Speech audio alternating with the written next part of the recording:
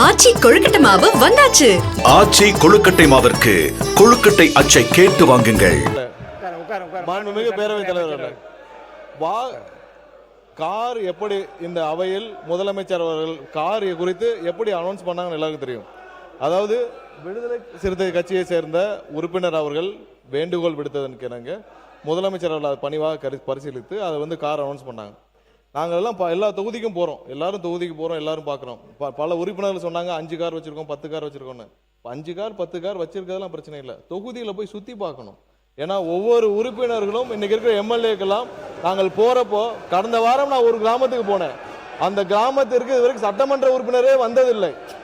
நீங்கள் 5 car 10 car வச்சிருக்கலாம் பிரச்சனை இல்லை, சட்டமன்ற உறுப்பினர் மக்கள் பணியை செய்வதற்கு அவர்களுக்கு வாகனம் தேவை. இன்னைக்கு இருக்கிற தாசில்தார் லெவலிருந்து எல்லாருக்கும் வாகனம் இருக்கு, வாகனம் தேவை, சட்டமன்ற உறுப்பினர் தேவை என்பதை அறிந்து முதல்வர் அவர்கள் சட்டமன்ற உறுப்பினர்கள் மக்களை சந்தித்து மக்கள் குறைகளை கேட்டு இங்கே அவையிலையும் அமைச்சர்களும் தெரிவிக்க வேண்டும் என்ற ஒரே காரணத்திற்காக சட்டமன்ற உறுப்பினர்களுக்கு வாகனத்தை வழங்கியுள்ளார்.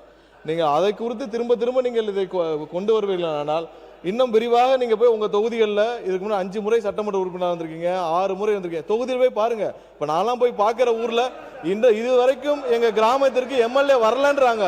5 கார் இருந்து 6 கார் இருந்து என்ன பிரயோஜனம்?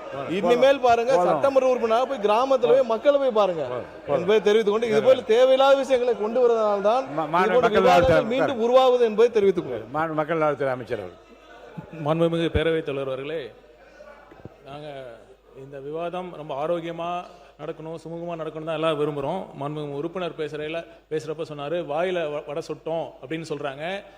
யார் வாயில் வடை சுட்டாங்க? மக்கள் யாருக்கு அதனால தீர்ப்பு வழங்கினான்னு மக்களுக்கு நல்லா தெரியும். அப்புறம் சொன்னாங்க, இப்போ நம்ம செஞ்சதெல்லாம் ஆட்சிக்கு வந்த 100 நாள் தான் ஆச்சு, ஆட்சிக்கு வந்தது 100 நாள் தான் ஆச்சு. இப்போ இவங்கெல்லாம் கொடுக்க முடியுமா? இந்த திட்டங்களை நான் அறிவிச்ச தேர்தல் வாக்குல நிறைவேற்ற முடியுமான்னு கேட்டவங்களுக்கெல்லாம் ஒவ்வொரு 110 விதியின் கீழே மாண்புமிகு முதலமைச்சர் ஒவ்வொரு திட்டமா அறிவிச்சுட்டு தான் இருக்காரு. இப்ப பாத்தீங்கன்னா இலவச பெண்களுக்கு வெற்றி பயணம் திட்டமாக இருக்கட்டும், கேஸ் சிலிண்டர் திட்டமாக இருக்கட்டும், அனைத்தையும் செய்து கொண்டுதான் இருக்கிறார். இன்னொரு விஷயம் நான் சொல்லிக்கொள்ள விரும்புறேன். நான் எல்லாம் படிச்சு பார்த்தேன், கொள்கை விளக்க அறிக்கையை படிச்சு பார்த்தேன், எதுவுமே புதுசா இல்லைன்னு பாத்தீங்கன்னா, இப்ப பாத்தீங்கன்னா இந்த ஆட்சி அதிகாரங்கிறது தொன்று தொட்டு இருக்கு. நம்ம பார்த்தீங்கன்னா நீதி கட்சி காலத்தில் கொண்டு வந்த திட்டங்களும் சரி, காமராஜர் அவர்கள் கொண்டு வந்த திட்டங்களும் தான் நம்ம இப்போ செஞ்சுக்கிட்டு வரோம். இப்போ பார்த்தீங்கன்னா அப்போ என்ன மாற்றம்னு கேட்டாங்க. ஆட்சி வந்தது பிறகு வீடு கட்டும் உரிமையாக இருக்கட்டும், கட்டிடம் கட்ட உரிமையாக இருக்கட்டும், நேர்மையான முறையில் ஒரு ஸ்கொயர் ஃபீட்டுக்கு எவ்வளோன்னு கொடுக்காம நம்ம அனுமதி கொடுத்துட்டு இருக்கோம். இதுதான் மாற்றம். இந்த மாற்றம் பண்ணிட்டு தான் இருக்கோம். மாற்றலன்னு எப்படி சொல்றீங்க? இதுதான் பெரிய புரட்சி. நன்றி. மாண்புமிகு கே நேரு அவர்கள். மாண்புமிகு பேரவைத் தலைவர் அவர்களே, வாயில வடை சுடுறோம் நாங்கள் சொல்ல, நீங்க தான் சொன்னீங்க உறுப்பினர். இல்ல நீங்க சொன்னதுதான் அவர் சொன்னார். மேல சட்டத்துறை அமைச்சர் சொன்னார், நீங்க கார் வேணுங்கிறவங்க, நீங்க சட்டத்துறை அமைச்சர் சொன்ன கார் வேணுங்கிறவங்க நீங்க தொகுதியை சுற்றுப்பயணம் இருக்கு, அவரை நீங்க போல ஒரே தொகுதியில 3 தடவை வெற்றி பெற்றிருக்கார். 3வது தடவை ஒரே தொகுதியில 3 முறை வெற்றி பெற்றிருக்கிறார். மக்கள் நன்மதிப்பை பெற்றிருக்கிறார். அதுவா முக்கியம். அதை பார்த்து யாரு அவை முன்னவர். பேரவைத் தலைவர் அவர்களே, மாண்பு சட்டமன்ற உறுப்பினர்கள் தங்கள் பணிகளை ஆற்றுவதற்கு அரசின் சார்பாக வாகனங்கள் வழங்குற போது யாருக்கு ஒரு தனி மரியாதை இருக்குது. நீங்கள் எத்தனை கோடியில் கார் ஓட்டினாலுமே அரசு கொடுக்கின்ற காரிலே போகிற போது அதற்கு தனி மரியாதை இருக்கும் ஒன்று. ஆனால் எங்களை பற்றி நீங்கள் சொல்லுகிற போது கார் ரேஸுக்கு 24 கோடி செலவு பண்ணீங்களா? அதெல்லாம் யார் அப்பா காசு?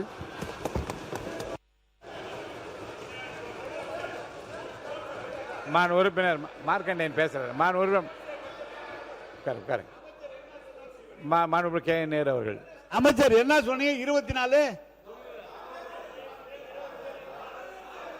அவை முன்னவர் உட்காருங்க. அவை முன்னவர் கார் ரேஸுக்கு 24 கோடி செலவு பண்ணி அது எந்த பணம்னு கேட்டேன். கே நேரு அவர்கள். ஸ்போர்ட்ஸ் மினிஸ்டர் அமைச்சர், அவர் ஸ்போர்ட்ஸ் மினிஸ்டர் செஸ் நடத்தினாரு, ஹாக்கி நடத்தினாரு. அது மாதிரி தான் வெளிநாட்டில் இருக்கிறது மாதிரி இங்கே இருக்கிற கார் நடத்தினாரு. கார் நடத்த நீங்க 20 இல்ல நான் சொல்றேன் கேளுங்க. நீங்க கார் நடத்தின உட்காருங்க. உட்காருப்பா தம்பி, உட்காருங்க. அவை முன்னவர். கண்ட்ரோல் பண்ணுங்க. கண்ட்ரோல் பண்ணுங்க. உட்காருங்க. மாண்பு அவை முன்னவர். அவை முன்னவர் உட்கார சொல்லுங்க. எங்க அரசு கொறடா எங்க? அரசு கொறடா. பேரவைத் தலைவர் அவர்களே, அரசு கொறடா எங்க பாக்குறீங்க? இங்க அரசு கொறடா கண்ட்ரோல் பண்ணுங்க. உட்கார சொல்லுங்க எல்லாரையும். அவர் ஸ்போர்ட்ஸ் மினிஸ்டர் சொல்ல, அவர் விளையாட்டுத்துறை அமைச்சராக இருந்தார், அதனால செய்தார்னு சொன்னீங்க. இதுக்கெல்லாம் 24 கோடி செலவு பண்றவர் சட்டமன்ற உறுப்பினருக்கு வாகனம் வாங்கி தருவதை பற்றி நீங்கள் பேசுவது எவ்வளவு நிலையில இருக்கிறீர்கள் என்பதுதான் என்னுடைய கேள்வி.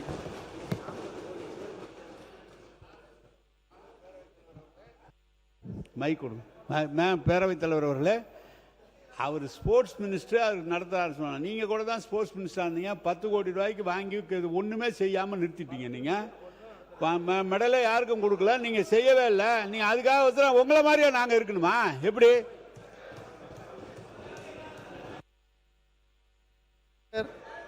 இல்லை, நீங்கள் ஆதார் இருந்தால் சொல்லுங்கள். இப்போ நீங்கள் செய்யலன்னு சொல்லுங்கள். இருங்க, கார் ரேஸ்க்கு நீங்கள் செலவு பண்ணீங்கன்னு சொல்லுங்கள். அவை முன்னவர் பேசுங்க. இல்லை உட்காருங்க. நீங்கள் அண்ணே உட்காருங்க. அண்ணே இருங்கண்ணே, உட்கார சொல்லுங்க. அதனால கேட்குறேன். நான் சொல்கிறேன். உறுப்பினர் உட்காருங்க. இந்த கார் பிரச்சனை உட்காருங்க. தயவுசெய்து உட்காருங்க. பாருங்க, உட்காருங்க. இந்த இருங்க, உட்காருங்க.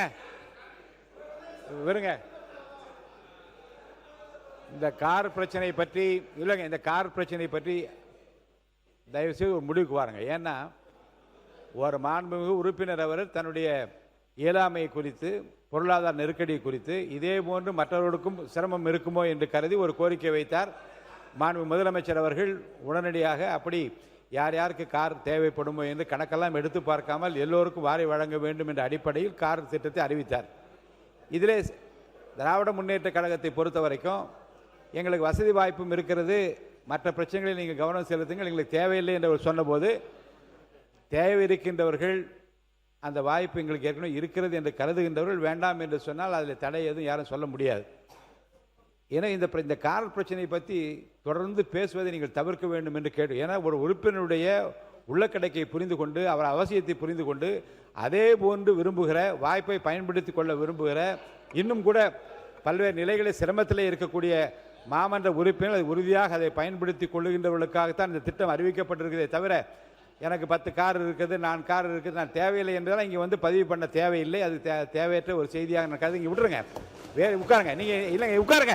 அதுக்காக வந்து இருங்க, அரசாங்கம் அதுக்காக கார் கொடுத்ததற்காக நீங்கள் வந்து அந்த மானியத்தை கொடுக்கவில்லையே, இந்த திட்டத்தை அறிவித்து என்று சொல்ல வேண்டிய அவசியம் இல்லை. ஏனென்றால் இதுவும் தேவை, அதுவும் தேவைதான். இருங்க, அந்தந்த காலக்காடு இல்லை தேவை இல்லை, எது தேவையோ உரிய நேரத்தில் அது அளிக்கப்படுகிறது. விரைவாக தொகுதிகளுக்கு சென்று தங்கள் பணிகளை ஆற்றுவதற்கு இது ஏதுவாக இருக்குமேனால், அது பயனுள்ளதாக இருக்குமேனால் அதை செய்ய வேண்டும் என்கின்ற முதல்வருடைய அறிவிப்பை நான் வரவேற்று அதோடு நிறுத்திக் கொள்ள வேண்டுமே தவிர, இதை ஒரு பிரச்சனையாக்கி இதை கொடுத்தீர்கள், அதை ஏன் கொடுக்கவில்லை, இதை ஏன் கொடுக்கவில்லை என்று கேட்பதில் எனக்கு உடன்பாடு இல்லை. உறுப்பினர் மார்கண்டன், நீங்கள் தொடர்ந்து பேசலாம். எதிர்க்கட்சி தலைவர் சொல்லுங்க. பேரவைத் தலைவர் அவர்களே, எங்களுடைய உறுப்பினர் பேசும்பொழுது இங்கே முதலமைச்சர் 110 அறிவிப்பில் கொடுத்துருக்கிறாரு. எங்களுடைய தலைவர் எடுத்த முடிவு, யார் யாருக்கு கார் இல்லையோ அவங்களுக்கெல்லாம் நீங்கள் வாங்கி கொடுங்க, விவசாய கடன்லாம் இன்னும் தள்ளுபடி பண்ணல, அதெல்லாம் நீங்கள் தேர்தல் கொடுத்த அறிவிப்பு, வாக்குறுதி. ஆட்சி பொறுப்பு ஏற்கும்போது என்ன சொன்னீங்கன்னா, சென்ற அரசு கஜானாவை தொடச்சி வச்சுட்டு போயிட்டாங்கன்னு இப்படிலாம் குறை சொல்லிட்டு இருக்கீங்க. எனவே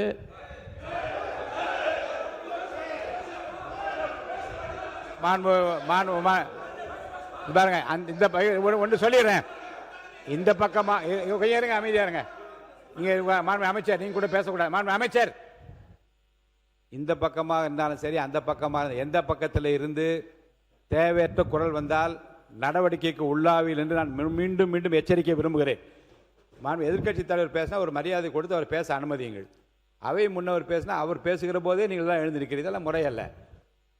எதிர்க்கட்சி தலைவர் நீங்கள் சுருக்கமாக கருத்து சொல்லுங்க. எனவே எங்களுடைய திராவிட முன்னேற்ற கழகம் எடுத்த ஸ்டாண்ட் வந்து, அரசு வந்து கண்டிப்பாக யாருக்கெல்லாம் கார் தேவையோ அந்த நிலைமையில் இருக்கிறவங்களும் வாங்கி கொடுங்க, திராவிட முன்னேற்ற கழக உறுப்பினர்களுக்கு தேவையில்லை என்று நாங்கள் தெளிவாக சொல்லிவிட்டோம். நீங்களும் கார்லாம் யாரும் வாங்கக்கூடாதுன்னு நாங்கள் யாரும் சொல்லவே இல்லை. கார் வாங்கிக்கோங்க, எல்லா தொகுதியும் சொத்துங்க. எங்களுடைய சட்டமன்ற உறுப்பினர் இல்லை, காரை சுற்றி அந்த விவாதம் வேண்டாம் என்று நான் சொல்கிறேன். எங்களுடைய சட்டமன்ற உறுப்பினர் தொடர்ந்து 3வது முறையாக தொகுதியில் நின்று மக்களுடைய வாக்குகளை பெற்று ஜெயிச்சுட்டு வந்திருக்கிறார். ஏன்னா அவரை கொச்சைப்படுத்தி பேசக்கூடாது. அதே போல் இங்கே ஒரு கார் ரேஸை பற்றி இங்கே ஒரு ஆர்குமெண்ட் வருது, ஒரு பேச்சு வருது. இது வந்து நீங்கள் அது வந்து ஒரு இன்டர்நேஷ்னல் ரேஸ். அது முதலாக ஏசியாவிலே முறையாக சிட்டிக்குள்ள இரவு நேரத்தில் நடத்தி காட்டுவோம் அப்படின்னு நடத்தி காட்டினோம். இதை தடுப்பதற்கு அப்பொழுது பல பேர் கோர்ட்டுக்கெல்லாம் போனாங்க. இது பாதுகாப்பு இல்லை, இது போல் ரொம்ப ஸ்பீடாக போவோம் காரெல்லாம், அதெல்லாம் நிப்பாட்டணும்னு எவ்வளோ முயற்சி பண்ணாங்க. ஆனால் அவங்களெல்லாம் கோர்ட் வந்து கடுமையாக கண்டிச்சுது. இது வந்து ஒரு இன்டர்நேஷ்னல் ஈவெண்ட்டை வந்து நீங்கள் தடுத்து நிப்பாட்டுறது முயற்சி செய்கிறீங்க, இதை நீங்கள் நடத்த வேண்டும் என்று வெற்றிகரமாக எங்களுடைய ஆட்சியில் அதை நடத்தி காட்டணும். கார் ரேஸை கொச்சைப்படுத்துவது நீங்கள் எங்களை கொச்சைப்படுத்தவில்லை, அந்த விளையாட்டு வீரர்களை நீங்கள் கொச்சைப்படுத்துவீங்க. மக்கள் நலத்துறை அமைச்சர் தலைவர் அவர்களே, இப்போ கார் கொடுத்தது அரசுக்கு இப்போ மாதிரி நிதி பற்றாக்குறை இருக்குது, கார் கொடுத்துருக்கீங்க அப்படின்னு தவிர்க்கலாம்னு நீங்கள் சொன்னீங்க. சென்ற ஆட்சியில் நீங்கள் நிதி பற்றாக்குறை காரணமாக தான் மகளிர் உரிமை தொகை கூட லேட்டாக ரொம்ப 24 மாதம் கழித்து தான் நீங்கள் அறிவிச்சிங்க.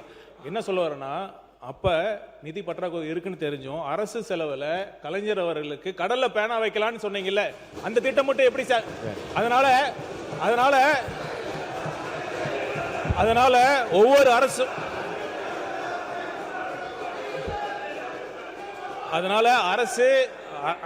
நிதி நிலைமையை கருத்தில் கொண்டு ஒரு சட்டமன்ற உறுப்பினர்களுக்கு ஒரு வாகனம் என்பது மிகவும் அவசியம். ஏன்னா தொகுதி முழுதும் போனாதான் இப்ப நீங்களாம் பேசுறீங்க, தொகுதி பிரச்சனை பத்தி பேசுறீங்க. அது காரணம் என்ன? தொகுதி மக்கள்கிட்ட என்ன பிரச்சனை இருக்கு, ஒவ்வொரு ஏரியால என்ன குறை இருக்குன்னு தெரிஞ்சுக்கணும். இப்ப என்ன நிலைமைனா, இன்னொருத்தரை சார்ந்திருக்க வேண்டிய நிலைமை இருக்கு. இன்னொருத்தரோட கார் கொடுக்க வேண்டியது இருக்கு, அவங்களுடைய பெட்ரோல் நம்ம யூஸ் பண்ண வேண்டியது இருக்கு, அவங்களுடைய வாகன டிரைவர் யூஸ் பண்ண வேண்டியது இருக்கு. அதனால இந்த திட்டம் மிகவும் அவசியமான திட்டம். மக்களுடைய கோரிக்கைகளை இங்க சட்டமன்றத்தில் பிரதிபலிக்கணும்னா அது தேவை. அதை உணர்ந்து தான் சொல்லியிருக்காரு ஒழிய கண்டிப்பாக இது ஆடம்பரம் கிடையாது என்பதை தெரிவித்துக் கொள்கிறேன். இல்லை, இதை பற்றி முடிவு நான் ஏற்கனவே சொல்லிட்டேன். கார் பிரச்சனையை பற்றி பேச வேண்டாம் என்று சொல்லிட்டேன். அவை முன்னவர் என்ன சார்? பேரவைத் தலைவர் அவர்களே, இருங்க. அவை முன்னவர் மாண்புமிகு எதிர்க்கட்சி தலைவர் அவர்கள் சொல்லுகிற போது ஒரு கருத்தை சொன்னார்கள். நான் நிதியை பற்றி சொன்னேனே தவிர வீரர்கள் வந்து கொச்சைப்படுத்துவதை போல் என்று வார்த்தைகள் நீங்கள் சொல்லியிருப்பது அவை குறிப்பிலிருந்து நீங்கள் தயவு கூர்ந்து இல்லை, எந்த வீரர்களை பற்றி நாங்கள் கொச்சைப்படுத்தவில்லை. எவ்வளோ நிதி செலவு செய்யப்பட்டிருக்கிறது என்று சொன்னோமே. இருங்க சொல்லியிருக்கிறோம். நீங்கள் ஆரம்பிச்சுக்கிட்டு தான் நாங்கள் சொல்ல வேண்டியிருக்குப்பா. மார்க்கண்டேயன் சொல்லின்னு சொன்னால் இன்றைக்கி இந்த பிரச்சனையே வந்திருக்கு. அவர் ஆரம்பிச்சு விட்டார், இன்றைக்கி வரைக்கும் அமைதியாக போச்சு. அவர் எப்போ ஆரம்பித்தாலும் இதே பிரச்சனை தான். இங்கே பாருங்க, வரங்க எதுங்க, ஒரு நிமிஷம் சொல்ல உட்காருங்க, ஒரு நிமிஷம் உட்காருங்க. வாயிலே வடை சுடுகிறார் என்ற வார்த்தை ஏற்கனவே இந்த பக்கம் வந்தது, அது அவை குறிப்பில் இருக்கிறது. இவரும் வாயில வடை. இப்போ என்ன இந்த கவலை வந்திருக்குது என்றால், சட்டமன்றத்துக்குள்ளவே எல்லோருமே வாயிலை வடை சுட்டுக் கொண்டிருக்கிறார். எப்போது நமக்கெல்லாம் திட்டம் என்று காத்திருக்கிற மக்களுக்காக நீங்கள் பேச வேண்டும் என்று நான் விரும்புகிறேன். நான் உறுப்பினர் ஜி.வி. மார்க்கண்டேயன் அவர். என்ன காரணம் முடிச்சு பேனா தான் இல்லையே, அந்த திட்டமே இல்லையே. நான் தான் சொல்றேன், திட்டமே இல்லையா, அறிவிப்பா வந்தது இல்லையே. விடுங்க, சொல்லியாச்சு, விடுங்க. சரி, மாண்பு உறுப்பினர் ஏவா வேலு அவர்கள். மாண்புமிகு பேரவைத் தலைவர்களே, தமிழ்நாட்டில் இருக்கிற எழுத்தாளர்கள், இலக்கியவாதிகள், இன்னும் சொல்ல போனால் முன்னாள் துணைவேந்தர்கள், பொதுவெளித்தலில் ஏற்பொருளும் கலைஞருடைய சேவையை பாராட்டி இந்த தமிழ்நாட்டுக்கு அவர் தான் சிற்பியாக இருந்து திராவிட இயக்கம் அவர் முதலமைச்சராக இருந்து தமிழ்நாட்டுக்கு போட்ட ஆணை இருக்கிறது பார், அதுக்கு இணையான ஆணை யாரும் போட முடியாத அளவுக்கு அவர் செய்தவர். அதனால் அவருக்கு ஒரு நினைவு ஒரு சின்னத்தை உருவாக்க வேண்டும் என்று கோரிக்கை வைத்தார்கள். அது பொதுப்பணித்துறையின் சார்பாக தான் அந்த கோரிக்கை ஏற்று இங்கே பொதுமக்களுடைய இசைவையெல்லாம் பெற்று அதற்கு பின்னால் ஒன்றிய அரசாங்கத்திற்கு மனு செய்யப்பட்டு ஒன்றிய அரசாங்கத்துடைய சுற்றுச்சூழல் அதுக்கு அனுமதி தந்தார்கள். அதுவோடு மட்டுமல்ல, ஒன்றிய அரசாங்கமே அந்த பேனாவை வைக்கலாம் என்று ஒன்றிய அரசாங்கம் அனுமதி தந்து விட்டது.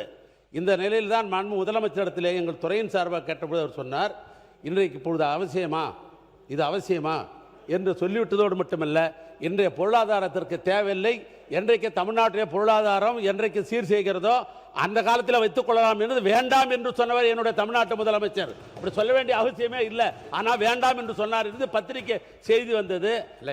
பேனா வைக்கிறதுக்கு ஒரு கூடுதல் செய்தியாக உறுப்பினர் இல்லைங்க, ஒரு கூடுதல் செய்தியாக ஒன்றை நாம் ஒத்துக்கொள்ள வேண்டும். மக்களுடைய எதிர்ப்பும் பல தரப்பில் வந்து அந்த உண்மையை நீங்கள் சொல்ல வேண்டும். உறுப்பினர் மார்க்கண்டேயன் அவர்கள். மாண்பு உறுப்பினர் மார்க்கண்டேயன் அவர்கள். ஆச்சி கொழுக்கட்டை மாவு வந்தாச்சு. ஆச்சி கொழுக்கட்டை மாவிற்கு கொழுக்கட்டை அச்சை கேட்டு வாங்குங்கள். மற்றும் ஆப் ஸ்டோரில் இருந்து பாலிமர் செயலியை QR கோடு மூலம் பதிவிறக்கம் செய்யுங்கள். செய்திகளை உடனுக்குடன் பெறுங்கள்.